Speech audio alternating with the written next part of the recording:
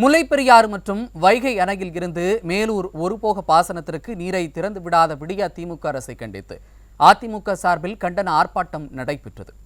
மதுரை மாவட்டம் மேலூர் ஒருபோக பாசனத்திற்கு முல்லைப்பெரியாறு மற்றும் வைகை அணையில் இருந்து விடியா அரசு இதுநாள் வரையிலும் நீரை திறந்து விடவில்லை. இதனால் விடியா திமுக அரசை கண்டித்து மேலூர் பேருந்து நிலையம் முன்பாக அதிமுக சார்பில் கண்டன ஆர்ப்பாட்டம் நடைபெற்றது. புறநகர் கிழக்கு மாவட்ட செயலாளர் ராஜன் செல்லப்பா எம்எல்ஏ தலைமையிலும் பெரியபுல்லான் எம்எல்ஏ முன்னிலையிலும் ஆர்ப்பாட்டம் நடைபெற்றது. இதில் கழக நிர்வாகிகள் ஏராளமானோர் கலந்து கொண்டனர். திமுக அரசே திறந்துடு திறந்துடு, தண்ணீரை திறந்துடு,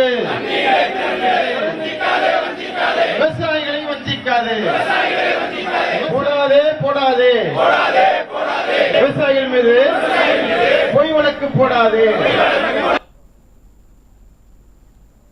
அப்போது பேசிய புறநகர் கிழக்கு மாவட்ட செயலாளர் ராஜன் செல்லப்பா, எந்த காரணமும் இன்றி தண்ணீரை திறந்து விடாமல் விடியா அரசு விவசாயிகளை வஞ்சிப்பதால் தண்ணீர் வீணாக சென்று கடலில் கலந்து வருவதாக குற்றம் சாட்டினார். தண்ணி திறந்து விடாம இருக்கிறதுக்கு ஏதாவது காரணம் இருக்கா? யாராவது சொல்லுங்க.